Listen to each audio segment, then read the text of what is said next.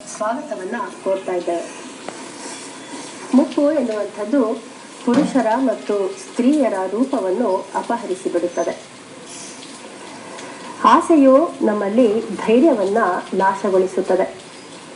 ಹಾಗೆಯೇ ದುರಹಂಕಾರವು ಸರ್ವ ವಿನಾಶಕಾರಿಯಾಗಿದೆ. ಆದ್ದರಿಂದ ಪ್ರಾಜ್ಞರಲ್ಲಿ ನಿಲುಕುವಂತಹ ತಿಳುವಳಿಕೆಯನ್ನ ನಾವು ಪಡೆದುಕೊಂಡಲ್ಲಿ ಸುಖವೂ ಉನ್ನತಿಯೂ ನಮಗೆ ತಾನಾಗಿಯೇ ಒದಗಿ ಬರುತ್ತದೆ. ಆದ್ದರಿಂದ ಕಾರ್ಯಕ್ರಮಕ್ಕೆ ಆಗಮಿಸಿರುವಂತಹ ಪೂಜ್ಯರಾದ ವೇದಾಂತಿಗಳಾದ ಡಾಕ್ಟರ್ ಪಾವಗಡ ಪ್ರಕಾಶ್ ರಾವ್ ಅವರನ್ನ ನಾವೀಗ ಇಂದಿನ ಸಂಚಿಕೆಗೆ ಸ್ವಾಗತಿಸೋಣ. ಗುರುಗಳೇ ನಮಸ್ಕಾರ. ಸತ್ಯದರ್ಶನ ಕಾರ್ಯಕ್ರಮಕ್ಕೆ ತಮಗೆ ಆತ್ಮೀಯವಾದಂತಹ ಸ್ವಾಗತ. ವಿಘ್ನರಾಜ ವಿಶುದ್ಧವಾಣಿ ವಿಶಿಷ್ಟ ವಿಷ್ಣು ವಿಶೇಷ ಶಂಕರ ವಾಯು ಜಲ ಗಗನ ಅನಲ ಅಣು ಓಂಕಾರ ಬ್ರಹ್ಮಾಂಡ ಆದಿಮಧ್ಯ ಅಂತದ ವ್ಯಾಪ್ತಕ್ಕೆ ಸಚ್ಚಿತ್ ಆನಂದ ಆತ್ಮಜ್ಞಾನಕ್ಕೆ ರೂಪು ನೂರರ ಶುದ್ಧ ಚೈತನ್ಯಕ್ಕೆ ನಮೋ ನಮಃ. ವಾಯುರ್ವಹ್ನಿ ಪ್ರಜಾಪ್ರಾಣ ಎನ್ನುವಂತಹ ಈ ಶಬ್ದಾರ್ಥದಲ್ಲಿ ನಾವು ಇಂದಿನ ಸಂಚಿಕೆಯಲ್ಲಿ ಅಗ್ನಿ ಎನ್ನುವಂತಹ ಶಬ್ದದ ಅರ್ಥವನ್ನು ಮತ್ತು ಅದು ಸೂರ್ಯನೊಂದಿಗೆ ಹೇಗೆ ಮಿಳಿತವಾಗಿದೆ ಎನ್ನುವಂತಹ ವಿಚಾರವನ್ನು ಕೂಡ ಅರಿತುಕೊಂಡ್ವಿ. ಈ ಸಂಚಿಕೆಯಲ್ಲಿ ತಾವು ಪ್ರಜಾ ಎನ್ನುವಂತಹ ಈ ಶಬ್ದದ ಅರ್ಥವನ್ನ ತಿಳಿಸ್ಕೊಡ್ಬೇಕಾಗಿದೆ ಗುರುಗಳೇ. ಇಲ್ಲ, ಪ್ರಜಾ ಪ್ರಾಣ ಅಂತ ತಿಳಿಸ್ಕೊಡ್ಬೇಕಾಗಿದೆ. ವಾಯು ವನ್ಹಿ ಪ್ರಜಾಪ್ರಾಣ. ನಾನು ಈ ಶ್ಲೋಕಾರ್ಥವನ್ನು ಆರಂಭ ಮಾಡುವಾಗಲೇ ಹೇಳಿದ್ದೆ, ಈ ಮೂರೂ ಸೇರಿ ಒಂದೊಂದು ಪ್ರತ್ಯೇಕ ಅನ್ನುವಂಥ. ನಾವು ಪ್ರತ್ಯೇಕವಾದ್ದು ವಾಯುವನ್ಹಿ ನೋಡಿದ್ದೇವೆ. ಈಗ ಪ್ರಜಾಪ್ರಾಣ ಅನ್ನುವುದರಲ್ಲಿ ಈ ಎರಡು ಹೇಗೆ ಮಿಳಿತವಾಗಿದೆ ಎನ್ನುವುದನ್ನು ನೋಡಬೇಕಾಗಿದೆ. ಪ್ರಾಣ ಅನ್ನುವುದನ್ನು ಯಾವುದು ಅಂತ ಮಾತಾಡಿದ್ವಿ ನಾವು ಇಷ್ಟೊತ್ತು? ವಾಯುವನ್ನೇ ಪ್ರಾಣ ಅಂತ ಮಾತಾಡಿದ್ದೇವೆ. ಪ್ರಜೆಯ ಪ್ರಾಣವಾಗಿರುವುದು ಅಂತ ಹೇಳ್ತಾ ಇದ್ದಾನೆ. ಅಂದರೆ ನಿಮ್ಮೆಲ್ಲ ಪ್ರಜೆಗಳ ಪ್ರಾಣ. ಆ ಪ್ರಜಾಪ್ರಾಣಕ್ಕೂ ಈ ವಾಯುವನ್ಹಿಗಳಿಗೂ ಬಹಳ ನೇರವಾದ ಸಂಪರ್ಕ ಉಂಟು. ಅಸಲು ಪ್ರಾಣ ಅಂದ್ರೇನು? ಅಪಾನ, ವ್ಯಾನ, ಉದಾನ, ಸಮಾನ, ಸಪ್ರಾಣ ಅಂತ 5 ವಿಧವಾಗಿರತಕ್ಕಂತಹ ಪ್ರಾಣಗಳಿದೆ ನಮ್ಮಲ್ಲಿ. ಈ ಪ್ರಾಣಗಳನ್ನು ಗಯ ಅಂತ ಕರೀತಾರೆ. ಗಾಯತ್ರಿ ಶಬ್ದಾರ್ಥ ಏನೇ ಅಂದರೆ ಗಯಾನಾಂ ತ್ರಾಯತೆ ಇದು ಗಾಯತ್ರಿಣ. ಗಯಾನಾಂ ತ್ರಾಯತೆ ಅಂದರೆ ಗಯ ಅಂದರೆ ಪ್ರಾಣಗಳನ್ನು ತ್ರಾಯತೆ ರಕ್ಷಣೆ ಮಾಡತಕ್ಕಂಥದ್ದು ಗಾಯತ್ರ ಶಕ್ತಿ ಅಂತ. ಗಾಯತ್ರಿ ಅಂದರೆ ಏನು ಅಂತ ನಾವು ಮಾತಾಡಿದ್ದೇವೆ ಈಗಾಗಲೇ ಹಲವಾರು ಸಂಚಿಕೆಗಳ ಹಿಂದೆ. ಗಾಯತ್ರಿ ಎನ್ನುವುದು ಒಂದು ಛಂದಸ್ಸು. ಆ ಗಾಯತ್ರಿಯಲ್ಲಿ ಇರತಕ್ಕಂಥದ್ದು ಸವಿತೃ ಮಂತ್ರ ಅಂತ ಹೇಳಿದ್ದೇವೆ. ಸವಿತೃ ಮಂತ್ರ ಅಂದರೆ ಯಾವುದು? ಸೂರ್ಯ ಮಂತ್ರ.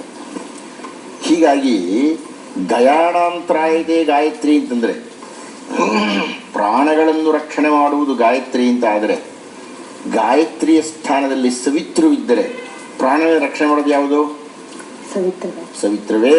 ಸೂರ್ಯನೇ ರಕ್ಷಣೆ ಮಾಡ್ತಾ ಇದ್ದಾನೆ. ಈಗ ಒಬ್ಬ ವ್ಯಕ್ತಿಯ ದೇಹದಲ್ಲಿ ಇಲ್ಲಿಯ ತನಕ ಬಂಧಿಸಲ್ಪಟ್ಟಿರತಕ್ಕಂತಹ ಈ ಪ್ರಾಣ ಹೊರಗಡೆ ಹೋಯ್ತು ಅಂತ ಇಟ್ಕೊಳ್ಳೋಣ. ಹೋಗುತ್ತಲ್ಲ, ಎಲ್ರಿಗೂ ಒಂದಲ್ಲ ಒಂದು ದಿವಸ ಹೋಗುತ್ತಲ್ಲ. ಆಗ ಏನಾಗುತ್ತೆ? ನಾನು ಮತ್ತೆ ಈ ಅಂಶವನ್ನು ಗಮನಿಸಬೇಕು. ವಾಯು ಅಂತ ಹೇಳಿದಾಗ ಅದು ಗಾಳಿ ಅಲ್ಲ ಅಂತಕ್ಕಂಥದ್ದನ್ನು ಖಚಿತಪಡಿಸ್ಕೋಬೇಕು ಅಂತ. ವಾಯು ಎನ್ನುವುದು ಪ್ರಾಣ, ಗಾಳಿ ಎನ್ನುವುದು ವಾತ. ಹೀಗಾಗಿ ವಾಯು ಹೋಗಿದೆ ಅಂದರೆ ಪ್ರಾಣ ಹೋಗಿದೆ ಅಂದರೆ ಪ್ರಜೆಗೆ ಏನಾಗುತ್ತೆ? ಸಾವು ಬರುತ್ತದೆ. ನೀವು ಯಾವುದೇ ವ್ಯಕ್ತಿ ಸಾಯುವ ಸಂದರ್ಭವನ್ನು ನೋಡಿದಾಗ ವ್ಯಕ್ತಿಯ ಉಸಿರು ಹೋಗುತ್ತಿದ್ದಂತೆಯೇ ಅಂದರೆ ಪ್ರಾಣ ಹೋಗುತ್ತಿದ್ದಂತೆಯೇ ದೇಹ ನಿಶ್ಚೇಷ್ಟವಾಗುತ್ತೆ. ಆಮೇಲೆ ಏನಾಗುತ್ತೆ? ಅಲ್ಲಿಯ ತನಕ ಬಿಸುಪಾಗಿ ಇದ್ದಂತಹ ದೇಹ ತನ್ನ ಬಿಸಿಯನ್ನ, ತನ್ನ ಶಾಖವನ್ನು ಕಳ್ಕೊಳ್ತಾ ಹೋಗುತ್ತೆ. ಅಂದರೆ ಒಂದಷ್ಟು ಹೊತ್ತೊಳಗೆ ತಣ್ಣಗಾಗ್ಬಿಡುತ್ತೆ. ಮೊದಲು ಹೋಗುವುದು ವಾಯು, ಆನಂತರ ಹೋಗುವುದು ವನ್ಹಿ ಅಂದರೆ ಅಗ್ನಿ ಅಂದರೆ ನಮ್ಮ ದೇಹದ ಒಳಗೆ ಇರತಕ್ಕಂಥದ್ದು. ಈ ಅಗ್ನಿ ಅಂದರೆ ಯಾವುದಯ್ಯ? ಸೂರ್ಯ. ಸೂರ್ಯನ ಶಾಖವೇ ನಮ್ಮ ದೇಹದ ಒಳಗಡೆ ಇದೆ. ಯಾವಾಗ ಸೂರ್ಯನ ಶಾಖ ನನ್ನಿಂದ ಹೋಯಿತು, ಮತ್ತು ಪುರುಷ ಸೂಕ್ತದ ಮಾತನ್ನು ಹೇಳಿದ್ದೇನೆ, ಪ್ರಾಣಾದ್ವಾಯುರಜಾಯತ, ಆ ಸೂರ್ಯನ ಪ್ರಾಣವೇ ನನ್ನೊಳಗಿದೆ, ಆ ಸೂರ್ಯನ ಶಾಖವೇ ನನ್ನಲ್ಲಿದೆ. ಆ ಸೂರ್ಯನ ಪ್ರಾಣವಾದ ವಾಯು ನನ್ನಿಂದ ಹೋದ ಮೇಲೆ, ಸೂರ್ಯನ ಶಾಖವು ನನ್ನಿಂದ ದೂರವಾಗಿ ಹೋದ ಮೇಲೆ ನಾನೇನಾಗ್ತೀನಿ? ಸಂಪೂರ್ಣವಾಗಿ ಹೆಣವಾಗಿ ಬಿಡ್ತೀನಿ. ಹೆಣವಾಗ್ತಾ ಇದ್ದಾಗ ಏನು ಮಾಡ್ತಾರೆ? ಇಲ್ಲ ಸುಟ್ಟಾಕ್ತಾರೆ, ಇಲ್ಲ ಹೂತಾಕ್ಬಿಡ್ತಾರೆ ಅಲ್ವೇ? ಅಂದರೆ ಯಾವನೇ ಒಬ್ಬ ಪ್ರಜೆ, ಯಾವುದೇ ಒಂದು ಪ್ರಾಣಿ, ಆ ಪ್ರಾಣ ಅನ್ನತಕ್ಕಂಥದ್ದು ಇರುವ ತನಕ ಮಾತ್ರ ಅದು ಪ್ರಾಣಿ. ಪ್ರಾಣ ಹೋಗುತ್ತಿದ್ದಂತೆಯೇ, ಪ್ರಾಣ ಇಲ್ಲದ ಜಾಗದಲ್ಲಿ, ಪ್ರಾಣದ ಗೈರು ಹಾಜರಿಯಲ್ಲಿ, ಪ್ರಾಣ ತಮಾನವಾಗುತ್ತಿದ್ದಂತೆಯೇ ಪ್ರಾಣಿ ಹೋಗಿ ಹೆಣ ಆಗುತ್ತೆ. ಹೀಗಾಗಿ ಆದಿತ್ಯ ಹೃದಯದಲ್ಲಿ ಅಗಸ್ತ್ಯ ಮಹರ್ಷಿಗಳು ಆದಿತ್ಯನನ್ನು ವರ್ಣನೆ ಮಾಡ್ತಾ ಮಾಡ್ತಾ ಮಾಡ್ತಾ ಎಲ್ಲಿಂದ ಶುರು ಮಾಡಿ ಎಲ್ಲಿಗೆ ತಂದು ನಿಲ್ಲಿಸಿದ್ದಾನೆ ಎನ್ನುವುದು ಮಹಾ ವಿಚಿತ್ರವಾಗಿರತಕ್ಕಂಥ ಒಂದು ಅಧ್ಯಯನ ಮಾಡಬೇಕಾದ್ರೆ, ಏಷ ಬ್ರಹ್ಮಾಚ ಅಂತ ಶುರು ಮಾಡಿದರು ಅವರು. ಬ್ರಹ್ಮ ಅಂದರೆ ಯಾರು? ಸೃಷ್ಟಿಕರ್ತ, ಚತುರ್ಮುಖ ಬ್ರಹ್ಮ ಅಂತ. ಸೃಷ್ಟಿಯಾಗಿದೆ ಅಂತ ಹೇಳಿದರೆ ಪ್ರಾಣೋತ್ಪತ್ತಿ ಆಗಿದೆ ಅಂತ. ಪ್ರಾಣಿಯಲ್ಲಿ ಪ್ರಾಣ ಸಂಚಾರವಾದಾಗಲೇ ಸೃಷ್ಟಿಕ್ರಿಯೆ ಮುಕ್ತಾಯ ಆಯಿತು. ಆದಿತ್ಯ ಹೃದಯದಲ್ಲಿ ಸರ್ವದೇವಾತ್ಮಕೋ ಹೇಷ ತೇಜಸ್ವಿ ರಶ್ಮಿಭಾವನ ಅಂತ ಹೇಳಿದಾಗ ಮೊದಲು ಹೇಳಿದ್ದು ಯಾರನ್ನ? ಏಷ ಬ್ರಹ್ಮಾಚ ವಿಷ್ಣುಶ್ಚ ಶಿವ. ಬ್ರಹ್ಮ ಸೃಷ್ಟಿ ಅಂದರೆ ಪ್ರಾಣ, ಮುಕ್ತಾಯ ಮಾಡ್ತಿರೋದೆಲ್ಲಿಯೇ? ಪ್ರಜಾ ಪ್ರಾಣ. ಹೀಗಾಗಿ ನಾವು ಕಾಣದ ಚತುರ್ಮುಖ ಬ್ರಹ್ಮನ ಸೃಷ್ಟಿಯಿಂದ ಆರಂಭ ಮಾಡಿ, ಆ ಸೃಷ್ಟಿಯ ಮೂಲವಾದ ಪ್ರಾಣ ನಮ್ಮಲ್ಲಿ ಬಂದು ಸ್ಥಿರವಾಗಿ ಪ್ರಾಣಿಯಾಗಿದ್ದಾಗ ಆ ಪ್ರಾಣ ವಿಸರ್ಜನೆಯಾಗ್ತಾ ಇದ್ದ ಹಾಗೆ, ಸೂರ್ಯನ ಶಾಖ ಹೋಗ್ತಾ ಇದ್ದ ಹಾಗೆ, ಸೂರ್ಯನ ಗೈರು ಹಾಜರಿಯಲ್ಲಿ ನಾವು ಕಸ ಆಗಿಬಿಡ್ತೀವಿ, ನಾವು ತಿರಸ್ಕೃತರಾಗಿಬಿಡ್ತೀವಿ. ಹೀಗಾಗಿ ಚತುರ್ಮುಖ ಬ್ರಹ್ಮನಿಂದ ಹಿಡಿದು ನಮ್ಮ ತನಕ ಎಲ್ಲವೂ ವ್ಯಾಪನೆ ಆಗಿರತಕ್ಕಂಥದ್ದು ಯಾವುದು? ಪ್ರಾಣ, ಸೂರ್ಯ. ಅದೇ ಆದಿತ್ಯ ಶಕ್ತಿ. ಹೀಗಾಗಿ ಇಲ್ಲಿಗೆ ಆದಿತ್ಯ ಹೃದಯದಲ್ಲಿ ಒಂದು ಘಟ್ಟ ಮುಗಿಯಿತು. ಸರ್ವದೇವಾತ್ಮಕೋ ಹೇಷ ಅನ್ನತಕ್ಕಂಥದ್ರ ಅರ್ಥವನ್ನು ಇಲ್ಲಿಯ ತನಕ ಅಗಸ್ತ್ಯ ಮಹರ್ಷಿಗಳು ಹೇಳಿದರು. ಇನ್ನು ಮುಂದೆ ಅವರು ಹೇಳಲಿಕ್ಕೆ ಹೋಗ್ತಾರೆ, ಆದಿತ್ಯನ ಪ್ರಭಾವ ಏನಯ್ಯ? ಈಗ ಬೇರೆ ಬೇರೆ ದೇವತೆಗಳ ಬಗ್ಗೆ ಮಾತಾಡ್ತಾ ಇಲ್ಲ ಅವರು. ಇನ್ನು ಮುಂದೆ ಆದಿತ್ಯನ ಪ್ರಭಾವ ಎಂಥದ್ದು? ಅವರು ಶುರು ಮಾಡಿದೆ, ಋತುಕರ್ತ ಪ್ರಭಾಕರ ಆದಿತ್ಯ ಸವಿತಾ ಸೂರ್ಯ ಖಗಃ ಪೂಷಾ ಗಭಸ್ತಿಮಾನ್ ಸ್ವರ್ಣ ಸದೃಶೋ ಭಾನು ಸ್ವರ್ಣರೇತಾ ದಿವಾಕರ ತಿಮಿರೋನ್ಮಥನಃ ಶಂಭು ತ್ವಷ್ಟಾ ಮಾತ್ತಾಂಡ ಅಂಶುಮಾನ್. ಶುರು ಮಾಡ್ತಾ ಹೋಗ್ತಾರೆ. ಅಂದರೆ ಮುಂದಿನ ವರ್ಣನೆ ಎಲ್ಲ ಆ ಭಾಸ್ಕರನ, ಆ ಭಾನುವಿನ, ಆ ಆದಿತ್ಯನ, ಆ ಸವಿತೃವಿನ, ಆ ಮಾರ್ತಾಂಡನ ವೈಭವವನ್ನು ಕುರಿತಂತಹ ದಿಗ್ದರ್ಶನವನ್ನು ಅಗಸ್ತ್ಯ ಮಹರ್ಷಿಗಳು ಮಾಡಿಸ್ಲಿಕ್ಕೆ ಆರಂಭ ಮಾಡ್ತಾರೆ. ಅದನ್ನು ಮುಂದಿನ ಸಂಚಿಕೆಯಿಂದ ಆ ದರ್ಶನವನ್ನು ಈಗ ತಾನೇ ತಾವು ಹೇಳಿದ ಹಾಗೇನೆ ಪ್ರಾಣವಿಲ್ಲದ ಶರೀರಕ್ಕೆ ನಡೆಸುವಂತಹ ಕರ್ಮಗಳು, ಶ್ರಾದ್ದಾದಿಗಳ ಬಗ್ಗೆ ಈ ಪ್ರಶ್ನೆಯನ್ನ ಕೇಳ್ತಾ ಇದ್ದಾರೆ. ದತ್ತಾತ್ರೇಯ ಎಂ ಹರ್ಡೀಕರ್ ಅವರು ತಿಳವಳ್ಳಿ, ಹಾವೇರಿಯಿಂದ ಈ ಪ್ರಶ್ನೆಯನ್ನ ಅವರು ಕೇಳ್ತಾ ಇದ್ದಾರೆ. ಜನಗಳಿಗೆ ತಾವು ಉತ್ತರವನ್ನ ಹೇಳ್ತಾ ಇದ್ದೀರಾ, ಆದ್ದರಿಂದ ನಮಗೆ ತುಂಬಾ ಉಪಯೋಗವಾಗುತ್ತಿದೆ ಅಂತ ಹೇಳ್ತಾ ಅವರು ಈ ಪ್ರಶ್ನೆಯನ್ನ ಕೇಳ್ತಾ ಇದ್ದಾರೆ. ನನ್ನ ಮಾತೋಶ್ರೀಯವರ ವೈದಿಕದ ದಿನ ಮೊಮ್ಮಗನ ಉಪನಯನ ಇದೆ. ಮಗಳು ಒಬ್ಬಳೇ, ಅವಳ ಮಗ ಕೂಡ ಒಬ್ಬನೇ. ಹೀಗಾಗಿ ಮಕ್ಕಳು 4 ಗಂಡು ಮಕ್ಕಳಿದ್ದೇವೆ. ನಾನೇ ಹಿರಿಮಗ. ನಾನು ವೈದಿಕ ಮಾಡುವುದು ಬಿಟ್ಟು ನನ್ನ ತಮ್ಮಂದಿರು ಮಾಡಿದರೆ ಆಗುತ್ತದಾ ಅಂತ ಇವರು ಕೇಳ್ತಾ ಇದ್ದಾರೆ. ಹರ್ಡೀಕರ್ ಅವರು, ಸನ್ಮಾನ್ಯ ಹರ್ಡೀಕರ್ ಅವರೇ, ಬಹಳ ಖಚಿತವಾಗಿ ಗಟ್ಟಿ ಮಾತಿನಲ್ಲಿ ಗಂಭೀರವಾಗಿ ನೀವು ಉತ್ತರ ಕೊಡಬೇಕು ಅಂದರೆ ನೀವು ಮಾಡ್ತಾ ಇರತಕ್ಕಂಥದ್ದು ತಪ್ಪು ಅಲ್ರಿ. ವರ್ಷಕ್ಕೆ ಮೊದಲೇನೆ ಗೊತ್ತಾಗುತ್ತೆ ನಿಮ್ಮ ಮಾತೃಶ್ರಾದ್ದ ಪಿತೃಶ್ರಾದ್ದ ಯಾವಾಗ ನಡೆಯುತ್ತೆ ಅಂತ. ನಿಮ್ಮ ಮಾತೃವಿನ ಬಗ್ಗೆ ನಿಮಗೆ ಅಷ್ಟೊಂದು ಕಾಳಜಿ ಇದ್ದು ಈ ಪ್ರಶ್ನೆಯನ್ನು ಕೇಳ್ತಾ ಇದ್ದೀರಲ್ಲ, ಮಾತೃಶ್ರಾದ್ದ ಗೊತ್ತಾದ್ಮೇಲೆ ಹೇಗೆ ನಿಮ್ಮ ಮಗನ ಉಪನಯನ ಇಡ್ತಾ ಇದ್ದೀರಿ ನೀವು? ಮಗನ ಉಪನಯನವನ್ನು ಇಡಬೇಕಾಗಿದ್ರೆ ನಿಮಗೆ ಮಾತೃಶ್ರಾದ್ದ ಇಂಥ ತಿಥಿ ದಿವಸ ಬರುತ್ತೆ ಅಂತ ಗೊತ್ತಾಗಿಲ್ವಾ ನಿಮಗೆ? ಹಾಗೆ ಗೊತ್ತಿದ್ದು ನೀವು ಹೇಗೆ ಉಪನಯನಕ್ಕೆ ಸಿದ್ಧ ಆದ್ರಿ? ಆದ್ದರಿಂದ ನೀವು ಮಾಡ್ತಾ ಇರತಕ್ಕಂಥದ್ದು ಶುದ್ಧಾಂಗವಾಗಿ 100ಕ್ಕೆ 100ರಷ್ಟು ತಪ್ಪು. ಆಮೇಲೆ ಇವರ ಮುಂದಿನ ಪ್ರಶ್ನೆ ಇದು. ನನ್ನ ತಾಯಿಯ ಮರು ವೈದಿಕ 3ನೆಯದು. ಈ ವೈದಿಕದ 15 ದಿನಕ್ಕೆ ತಂದೆಯವರ ವೈದಿಕ. ಅವರು ಸ್ವರ್ಗಸ್ಥರಾಗಿ 12 ವರ್ಷ ಆಗಿದೆ. ಈ ವೈದಿಕದ 15ನೇ ದಿನಕ್ಕೆ ನನ್ನ ಚಿಕ್ಕಪ್ಪನ ವೈದಿಕ ಇದೆ. ಮಾತೋಶ್ರೀ ವೈದಿಕದ ಮೊದಲು ಚಿಕ್ಕಮ್ಮನ ವೈದಿಕ ಇದೆ. ನನ್ನ 2ನೇ ತಮ್ಮ ಅಂಗವಿಕಲ, 4ನೇ ತಮ್ಮ ದತ್ತಕ್ಕೆ ಚಿಕ್ಕಪ್ಪ ಅವರು ತಗೊಂಡಿದ್ದಾರೆ. ನಾವು 1 ಮತ್ತು 3 ಈ ಸಂಖ್ಯೆಯವರು ಮಾತ್ರ ಮಾಡಬಹುದಾ? ಯಾವುದೇ ವೈದಿಕ ತಪ್ಪದ ಹಾಗೆ ಮನೆಯಲ್ಲಿ ನಾವು ಮಾಡ್ತಾ ಇದ್ದೇವೆ ಅಂತ ಹೇಳ್ತಾ ಅವರು ಕೇಳ್ತಿದ್ದಾರೆ. ಹೀಗಾಗಿ ಮಾತೋಶ್ರೀ ವೈದಿಕ ಬಿಟ್ಟರೆ ಯಾವ ದಿನ ಮಾಡಬಹುದು ಅನ್ನುವಂಥದ್ದು. ಅಲ್ಲ, ಮುಗಿದಿಲ್ವಾ ಪ್ರಶ್ನೆ? ಇನ್ನೂ 2 ಪ್ರಶ್ನೆ. ಅಲ್ಲ, ಈ ಪ್ರಶ್ನೆ ಮುಗಿತಾ? ಈ ಪ್ರಶ್ನೆ ಅಲ್ಲ, ನೀವು ಬಹಳ ಸರಿಯಾದ ರೀತಿಯಲ್ಲಿ ಮಾತಾಡ್ತಾ ಇಲ್ಲ. ನೀವು ವೈದಿಕ ಮಾಡತಕ್ಕಂಥದ್ದು, ಶ್ರಾದ್ದ ಮಾಡತಕ್ಕಂಥದ್ದು ನಿಮ್ಮ ಕರ್ತವ್ಯ ನಿರ್ವಹಣೆಗಾಗಿ. ನಿಮ್ಮ ಪಿತೃಗಳು ಬಂದು ಮಾಡಪ್ಪ ಅಂತ ನಿಮ್ಮನ್ನೇನು ಕೇಳ್ತಾ ಇಲ್ಲ, ಅವ್ರು ಕೇಳಬೇಕಾಗಿಯೂ ಇಲ್ಲ. ಅವರವರ ಕರ್ಮಕ್ಕೆ ಅನುಗುಣವಾಗಿ ಅವರೇನೋ ಮಾಡ್ತಾರೆ. ಆದರೆ ನಾವು ಅವರ ಸಂತಾನವಾಗಿ ವರ್ಷದಲ್ಲಿ 2 ದಿವಸ ಅವರಿಗಾಗಿ ಮುಡುಪಾಗಿ ಇಡೋಕೆ ಸಾಧ್ಯ ಇಲ್ಲ ಅಂತ ಹೇಳಿದ್ರೆ ನಾವೆಂಥ ಮಕ್ಕಳು, ಅಯೋಗ್ಯರು. ಯಾರು ತಮ್ಮ ಹುಟ್ಟಿಗೆ, ತಮ್ಮ ಬೆಳವಣಿಗೆಗೆ, ತಮ್ಮ ವಿದ್ಯೆಗೆ, ತಮ್ಮ ಆಸ್ತಿಗೆ ಕಾರಣರಾಗಿದ್ದಾರೋ ಅಂತಹ ಮಾತೃಶ್ರಾದ್ದವನ್ನೋ ಪಿತೃಶ್ರಾದ್ದವನ್ನೋ ಏನೇನೋ ಸಬೂಬುಗಳನ್ನು ಹೇಳಿಕೊಂಡು ತಮ್ಮ ಮಾಡ್ಬೋದಾ, ಇನ್ನೊಬ್ಬರು ಮಾಡ್ಬೋದಾ, ಇದೆಲ್ಲ ಯಾವ ಕಾರಣ ಹೇಳ್ತಾ ಇದ್ದೀರಿ? ತಮ್ಮನೂ ಮಾಡಬೇಕು, ನೀವು ಮಾಡಬೇಕು, ಎಲ್ಲರೂ ಮಾಡಬೇಕು. ಸ್ವಾಮಿ, ತಮ್ಮ ಮಾಡುವುದನ್ನು ಮಾಡಬಹುದು, ಮಾಡಬೇಕು. ಕರ್ತವ್ಯ ದೃಷ್ಟಿಯಿಂದ ತಮ್ಮ ಮಾಡಬೇಕಾದ್ದು ಮಾಡ್ತಾರೆ, ಸರಿ. ಆದರೆ ನೀವು ಮಾಡಲ್ಲ ಅಂತೀರಲ್ಲ, ತಮ್ಮ ಮಾಡಲಿ ನಾನು ಮಾಡಲ್ಲ ಅಂತ ಜಾರಿಕೊಳ್ತಾ ಇದ್ದೀರಲ್ಲ, ಇದು ಅಧರ್ಮ, ಇದು ಸಾಧ್ಯ ಇಲ್ಲ, ಇದು ಒಪ್ಪಲಿಕ್ಕಾಗಲ್ಲ.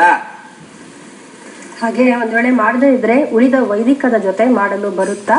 ಇದನ್ನು ಪಕ್ಷ ಮಾಸದಲ್ಲೇ ನೀವು ವೈದಿಕದಲ್ಲಿ ಮಾಡ್ತೀರಿ. ಇಷ್ಟಕ್ಕೂ ತಿಥಿ ಅಂದ್ರೆ ಅರ್ಥ ಏನು? ಒಬ್ಬ ವ್ಯಕ್ತಿ ಸತ್ತಾಗ ಒಂದು ತಿಥಿ, ಉದಾಹರಣೆಗೆ 12 ದಿವಸ ಯಾವ ಸಾಯ್ತಾರೆ ಅಂತ ಇಟ್ಕೊಳ್ಳಿ. ನೀವು ಮುಂದಿನ 12 ದಿವಸ ಅವ್ರನ್ನ ಕರಿಬೇಕು, ಹೌದಾ ಸ್ವಾಮಿ? ನೀವೇನು ಹೇಳ್ತಾ ಇದ್ದೀರಿ? ಉಳಿದವರ ವೈದಿಕದ ಜೊತೆಗೆ ಮಾಡ್ಬೋದು. ಹೇಗೆ ಮಾಡ್ತೀರಿ? ಬೇರೆಯವರ ವೈದಿಕ ದಶಮಿ ಬಂದಿರ್ಬೋದು, ತ್ರಯೋದಶಿ ಬಂದಿರ್ಬೋದು, ಹುಣ್ಣಿಮೆ ಬಂದಿರ್ಬೋದು, ಅಮಾವಾಸ್ಯೆ ಬಂದಿರ್ಬೋದು.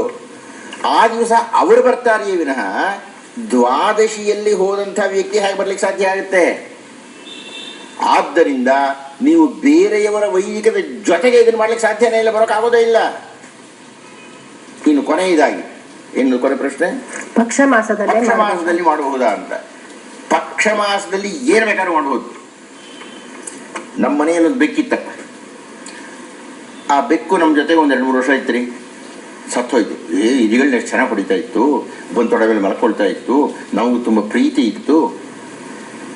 ಹೀಗಾಗಿ ಆ ಬೆಕ್ಕಿಗೆ ಯಾಕೆ ತಿಥಿ ಮಾಡಬೇಕು? ನಾವು ತಿಥಿ ಮಾಡ್ತೀವಿ. ಹಾಸಿಗೆ ಹೇಳ್ತಾ ಇಲ್ಲ, ಶಾಸ್ತ್ರ ಹೇಳ್ತಾ ಇದ್ದೇನೆ ನಾನು. ಅಥವಾ ನಮ್ಮ ಮನೆಯಲ್ಲಿ ಒಂದು ಬೋರೆ ಗಿಡ ಇತ್ತು, ಆದರೆ ಬೋರೆ ಹಣ್ಣನ್ನು ತಿಂತಾ ಇದ್ವಿ ನಾವು ಚಿಕ್ಕವರಾಗಿದ್ದಾಗ. ನಾವು ಮಾಧ್ಯಮಿಕ ಶಾಲೆ ಮುಗಿಸ್ಕೊಂಡು ಬಂದರೆ ಹಿತ್ಲಿಗೆ ಹೋಗೋದು, ಆ ಬೋರೆ ಹಣ್ಣು ತಿನ್ನೋದು. ಅದಕ್ಕೆ ಪೈಪೋಟಿ, ನಾನು ನನ್ನ ತಂಗಿ ನನ್ನ ತಮ್ಮ ಇಲ್ಲ ಅಂತ. ಆ ಮನೆ ಹೋಯ್ತು, ಆ ಮರ ಉರುಳು ಹೋಯ್ತು, ಅಥವಾ ಅದನ್ನು ಕತ್ತರಿಸಿದ್ರು. ನಮ್ಮ ಜೊತೆಗೆ ಒಂದಷ್ಟು ದಿವಸ ಇತ್ತಲ್ಲ ಆ ಬೋರೆ ಗಿಡ, ಅದಕ್ಕೆ ಯಾರು ತಿಥಿ ಮಾಡೋರು? ನಮ್ಮಲ್ಲೊಂದು ಹಸು ಇತ್ತು, ಕಪ್ಪು ಹಸು, ಒಳ್ಳೆ ಹಾಲು ಕೊಡ್ತಾ ಇತ್ತು, ಅದು ಹೋಯ್ತು, ಅದಕ್ಕೆ ಯಾರು ತಿಥಿ ಮಾಡೋರು? ನಮ್ಮ ಶಾಸ್ತ್ರ ಎಷ್ಟು ನಿರ್ದುಷ್ಟವಾಗಿ ಹೇಳಿದೆ ಅಂದರೆ, ಆ ಬೆಕ್ಕಿಗೆ, ಆ ಬೋರೆ ಗಿಡಕ್ಕೆ, ಆ ಹಸುವಿಗೆ ಅಂಥದ್ದು ಏನೇನು ಸಂಪರ್ಕಗಳು ನಮಗೆ ನಮ್ಮ ಜೀವನದಲ್ಲಿ ಸುಖವನ್ನು ಕೊಡಲಿಕ್ಕೆ ಇದೆಯೋ ಅವು ಎಲ್ಲಕ್ಕೂ ನೀವು ಮಹಾಲಯ ಅಮಾವಾಸ್ಯೆಯಲ್ಲಿ ಶ್ರಾದ್ದ ಮಾಡಬಹುದು ಅಂತ ಹೇಳಿ. ಅಂದರೆ ತಾಯಿ ಯಾಕೆ ಮಾಡಬಾರ್ದು? ಆದ್ದರಿಂದ ನೀವು ತಾಯಿ ಶ್ರಾದ್ದ ಮಾಡಬಹುದು. ಸ್ವಾಮಿ, ಈ ವಿಷಯದಲ್ಲಿ ನಾವು ತುಂಬ ಖಂಡಿತವಾಗಿ ಹೇಳಬೇಕಾಗಿದೆ. ನೀವು ಆಗ ಮಾಡದೆ ಇನ್ಯಾವಾಗಲೋ ಮಾಡಬಹುದು ಅನ್ನೋದು ಸರಿಯಲ್ಲ. ಮೊದಲನೇ ಅಂಶ ಅದು ಮಾಡಲಿಲ್ವಲ್ಲ, ಇದಾದರೂ ಮಾಡ್ರಿ ಅಂತ ಹೇಳಬಹುದಾದ ಒಂದು ಸಮಜಾಯಿಷಿ ಅಷ್ಟೇನೆ, ರಾಜಿ ಮಾಡ್ಕೊಂಡು ಹೇಳಬಹುದಾದ್ದು. ಆದ್ದರಿಂದ ಮೊದಲನೇ ಅಂಶ, ನೀವು ಉಪನಯನದ ಕಾರಣವನ್ನು ಕೊಟ್ಟು ನಿಮ್ಮ ತಮ್ಮ ಮಾಡಬಹುದು ಅಂತ ಹೇಳಿಯೋ, ಎಲ್ಲಿಯ ತನಕ ನಮ್ಮ ಶಾಸ್ತ್ರ ಹೇಳುತ್ತೆ ಅಂದರೆ 4 ಜನ ಅಣ್ಣ ತಮ್ಮಂದಿರಿದ್ರೆ 4 ಜನರು ಪ್ರತ್ಯೇಕವಾಗಿ ತಿಥಿ ಮಾಡಬೇಕು. ಅಕಸ್ಮಾತ್ 4 ಜನ ಯಾವುದೋ ಕಾರಣ, ಏನೋ ಮನೆ ಸಣ್ಣದಾಗಿದೆ ಅಥವಾ ಮುಡಿ ಮಾಡೋಕ್ಕಾಗೋದಿಲ್ಲ ಅಥವಾ ಪುರೋಹಿತರು ಇಂಥದ್ದೇನೇನೋ ಸಬೂಬುಗಳನ್ನು ಕೊಟ್ಟುಕೊಂಡು ಅಕಸ್ಮಾತ್ 4 ಜನವೂ ಸೇರಿ ಏನಾದರೂ ತಿಥಿ ಮಾಡ್ತಾ ಇದ್ದಾರೆ ಅಂದರೆ ಶಾಸ್ತ್ರ ಬಹಳ ಕಠಿಣವಾದ ಮಾತುಗಳಲ್ಲಿ ಹೇಳುತ್ತೆ, ಅದಕ್ಕೆ ಖರ್ಚಾಗತಕ್ಕಂತಹ ಹಣವನ್ನು 4 ಜನವೂ ವಿಭಜಿಸಿಕೊಳ್ಳಬೇಕು ಸರಿಯಾಗಿ. ಅಂದರೆ ಅದು ಕರ್ತವ್ಯ. ಆ ಕರ್ತವ್ಯದಿಂದ ನೀವು ಯಾವುದೇ ಕಾರಣವನ್ನು ಕೊಟ್ಟು ವಿಮುಖರಾಗಲಿಕ್ಕೆ ಸಾಧ್ಯ ಇಲ್ಲ. ಇಷ್ಟೆಲ್ಲ ಶಾಸ್ತ್ರ ಹೇಳಿದ ಮೇಲೆ ಅದು ಹೇಗೆ ನೀವು ಮಾಡೋದಿಲ್ಲ ಆ ದಿವಸ ಅಂತ ಹೇಳ್ತೀರಿ? ಗೊತ್ತಿದ್ದು ನಿಮ್ಮ ಮಗನ ಉಪನಯನವನ್ನು ಹೇಗೆ ನೀವು ಮಾಡ್ತೀರಿ? ಎಲ್ಲಿ ತನಕ ನಮ್ಮ ಶಾಸ್ತ್ರಗಳು ತಿಥಿಯ ವಿಷಯದಲ್ಲಿ ನಿರ್ದುಷ್ಟವಾಗಿದೆ ಅಂದರೆ, ದಯವಿಟ್ಟು ಗಮನಿಸಿ, ನಿಮ್ಮ ಮನೆಯಲ್ಲಿ ಪ್ರತಿನಿತ್ಯ ನೀವು ದೇವರ ಪೂಜೆಯನ್ನು ಮಾಡುತ್ತಿದ್ದರೂ ಶ್ರಾದ್ದದ ದಿವಸ ಮಾಡೋ ಹಾಗಿಲ್ಲ. ಆದ್ದರಿಂದಲೇ ಶ್ರಾದ್ದ ನಡೆಯತಕ್ಕಂತಹ ಮನೆಯ ಹೊರಗೆ ಸಗಣಿ ನೀರನ್ನು ಹಾಕೋದಿಲ್ಲ, ರಂಗೋಲಿಯನ್ನು ಹಾಕೋದಿಲ್ಲ, ಆ ಮನೆಯ ಹೆಂಗಸರು ಕುಂಕುಮವನ್ನು ಇಡೋದಿಲ್ಲ, ಹೂವನ್ನು ಮುಡಿಯೋದಿಲ್ಲ. ಎಲ್ಲಿಯ ತನಕ ಶ್ರಾದ್ದ ಮುಕ್ತಾಯ ಆಗಿ ಪಿಂಡ ಪ್ರದಾನ ಆಗಿ ಆ ಪಿತೃದೇವತೆಗಳನ್ನು ಕಳಿಸಿದ ಮೇಲೆ ಆ ಪಿಂಡಕ್ಕೆ ನಮಸ್ಕಾರ ಮಾಡಬೇಕಾಗಿದ್ದರೆ ಆ ಗೃಹಿಣಿಯಾಗಿರತಕ್ಕಂಥವಳು ಆಗ ಹಣೆಗೆ ಇಟ್ಕೊಂಡು ಹೂ ಮುಡ್ಕೊಂಡು ನಮಸ್ಕಾರ ಮಾಡ್ತಾಳೆ. ಆಗ ಮನೆ ಮುಂದೆ ರಂಗೋಲಿ ಹಾಕ್ತಾರೆ. ಅಂದರೆ ಆಗ ದೇವತೆಗಳು ಬರಬಹುದೇ ವಿನಃ ಅಲ್ಲಿಯ ತನಕ ಪಿತೃದೇವತೆಗಳೇ ಬರಬೇಕು. ಅಷ್ಟು ನಿರ್ದುಷ್ಟವಾಗಿ ದೈವಕ್ಕೂ ಪಿತೃದೇವತೆಗಳಿಗೂ ಸಂದರ್ಭ, ಪಿತೃದೇವತೆಗಳಿಂದ ನಮ್ಮ ಶಾಸ್ತ್ರಗಳು ಎತ್ತಿ ಹಿಡಿದಿದ್ದಾಗ ಅದು ಹೇಗೆ ನೀವು ಉಪನಯನ ಮಾಡ್ತಾ ಇದ್ದೀರಿ ನನಗೆ ಅರ್ಥ ಆಗೋದಿಲ್ಲ. ನೀವು ಮಾಡ್ತಾ ಇರೋದು ತಪ್ಪು. ಈ ಪ್ರಶ್ನೆ ಇದೆ, ಶ್ಯಾಮ ಸುತ್ರಾವೆ ಅವರದ್ದು ದಾವಣಗೆರೆಯಿಂದ. ಈ ಪ್ರಶ್ನೆಯನ್ನು ಕೇಳ್ತಾ ಇದ್ದಾರೆ ಭಜಗೋವಿಂದಂ ಶ್ಲೋಕದ ಬಗ್ಗೆ.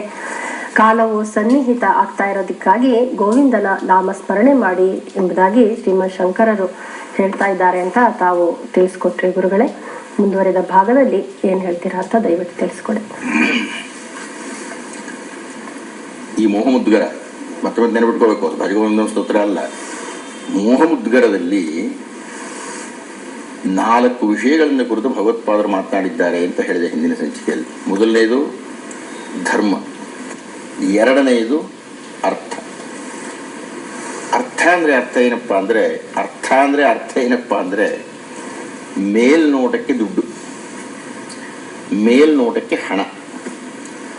ಆದರೆ ನಿಜವಾಗಿಯೂ ಅರ್ಥ ಅಂದರೆ ನಮ್ಮ ಜೀವನಕ್ಕೆ ಉಪಯೋಗವಾಗತಕ್ಕಂಥ ಯಾವುದನ್ನು ನಾವು ಗಳಿಸಿದರೂ ಅದು ಅರ್ಥ.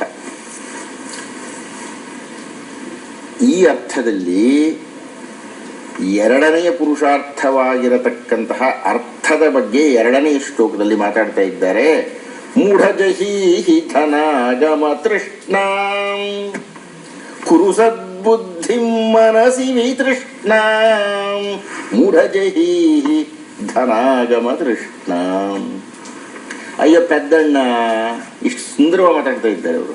ಯಾರು ಭಗವತ್ಪಾದ ಮಾತನ್ನು ಕೇಳಿ ನಮ್ಮ ಅಪ್ಪನೋ ನಮ್ಮ ಅಣ್ಣನೋ ನಮ್ಮ ತಾತನೋ ಮಾತಾಡ್ತಾ ಇದೆ ಇದು. ಅಯ್ಯೋ ಪೆದ್ದ ಅಂತ ಹೇಳ್ತಾ ಇದ್ದಾರೆ. ಜಹಿ ಅಂದರೆ ಸಾಯಿಸು ಅಂತ, ಜಹಿ ಅಂದರೆ ಹೊಡೆದಾಕು ಅಂತ, ಜಹಿ ಅಂದರೆ ತಿರಸ್ಕಾರ ಮಾಡುವಂತ. ಏನನ್ನು ತಿರಸ್ಕಾರ ಮಾಡು? ಧನಾಗಮ ತೃಷ್ಣ, ಹಣ ಬರಬೇಕು ಅನ್ನತಕ್ಕಂತಹ ತೃಷ್ಣೆಯನ್ನ ತಿರಸ್ಕಾರ ಮಾಡು.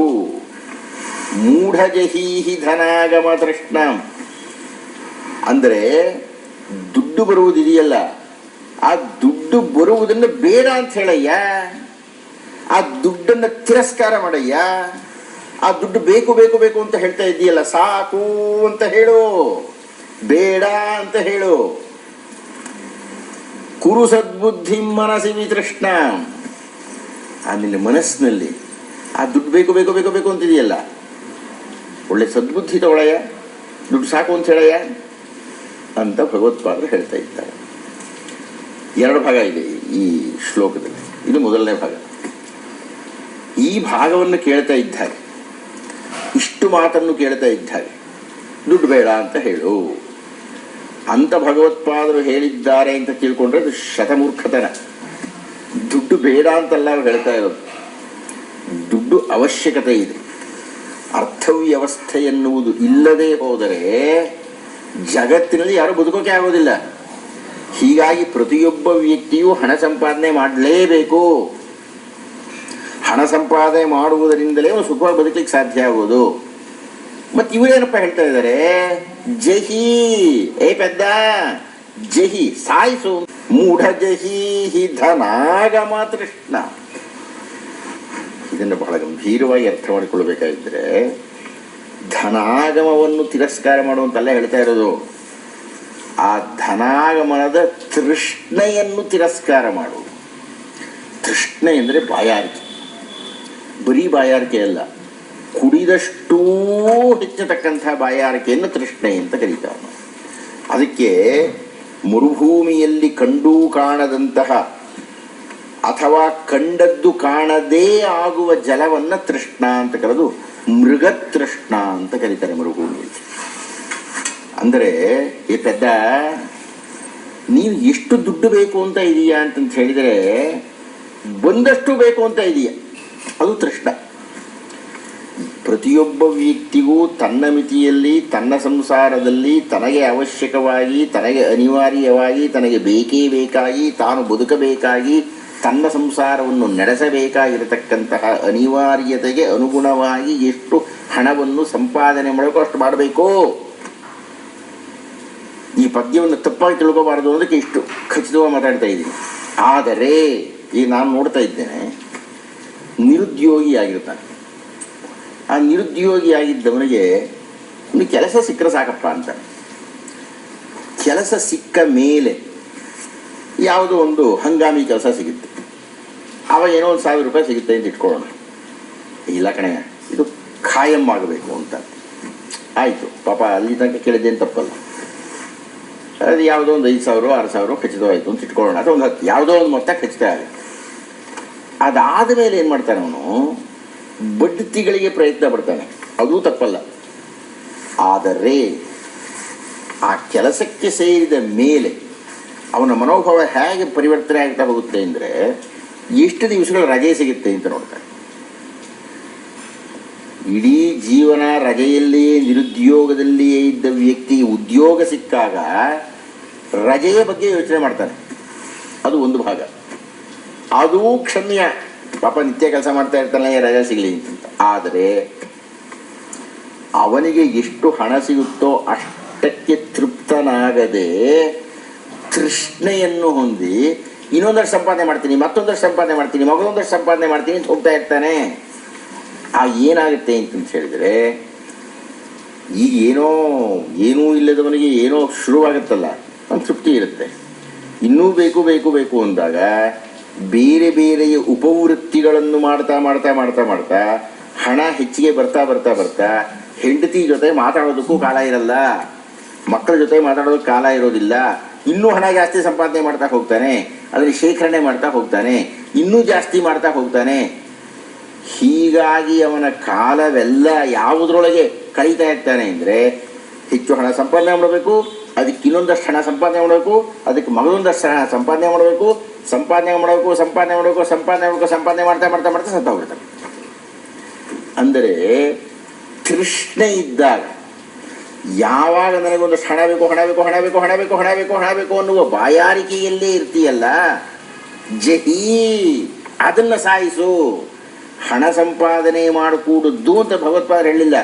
ಅವ್ರು ಹೇಳ್ತಾ ಇರತಕ್ಕಂಥದ್ದು, ನಿನ್ನ ಮಿತಿಯನ್ನು ಮೀರಿ ಯಾವಾಗಲೂ ಹಣ ಬೇಕು ಹಣ ಬೇಕು ಹಣ ಬೇಕು ಅಂತ ಧನಪಿಶಾಚಿಯಾಗತಕ್ಕಂತಹ ಮನೋವೃತ್ತಿ ಇದೆಯಲ್ಲ, ಮೂಢಜಹಿ ಧನಾಗಮ ತೃಷ್ಣ, ಅಂತಹ ಬಾಯಾರಿಕೆಯನ್ನು ಸಾಯಿಸು. ಕುರು ಸದ್ಬುದ್ಧಿ ಮನಸಿ ವಿತೃಷ್ಣ. ಅಯ್ಯ, ನಿನ್ನ ಮನಸ್ಸಿನಲ್ಲಿ ಒಳ್ಳೆ ಬುದ್ಧಿ ಇಟ್ಕೊಳ್ಳಯ್ಯ, ಆ ಮನಸ್ಸಿಗೆ ಈ ಬಾಯಾರಿಕೆ ಅನ್ನೋದನ್ನು ನಿಲ್ಲಿಸುವಂತೆ ಮಾಡು ಅಂತ ಹೇಳಿ ಎರಡನೆಯ ಭಾಗ ಅತ್ಯಂತ ತಾತ್ವಿಕವಾಗಿ ಮಾತಾಡ್ತಾರೆ. ಈ ಉತ್ತರದೊಂದಿಗೆ ಇಂದಿನ ಸಂಚಿಕೆ ಮುಕ್ತಾಯ ಆಗ್ತಾ ಇದೆ ಗುರುಗಳೇ. ಇನ್ನುಳಿದ ಉತ್ತರವನ್ನು ನಾವು ಮತ್ತೆ ಮುಂದಿನ ಸಂಚಿಕೆಗಳಲ್ಲಿ ನೋಡೋಣ. ನಿಮ್ಮಲ್ಲಿರುವಂತಹ ಇಂತಹ ಪ್ರಶ್ನೆಗಳನ್ನು ನೀವು ಈ ವಿಳಾಸಕ್ಕೆ ಬರೆದು ಕಳುಹಿಸಬಹುದಾಗಿದೆ. ಉಪಮಹಾನಿರ್ದೇಶಕರು, ಸತ್ಯದರ್ಶನ ವಿಭಾಗ, ದೂರದರ್ಶನ ಕೇಂದ್ರ, ಜೆಸಿ ನಗರ, ಬೆಂಗಳೂರು 560006. ಶ್ರೀಮದ್ ಶಂಕರಾಚಾರ್ಯರ ಉಪದೇಶಗಳನ್ನು ನಮಗಾಗಿ ವಿವರಿಸಿ ಹೇಳ್ತಾ ಇರುವಂತಹ ಗುರುಗಳಿಗೆ ಧನ್ಯವಾದವನ್ನ ಅರ್ಪಿಸೋಣ. ಗುರುಗಳು ನಮಸ್ಕಾರ.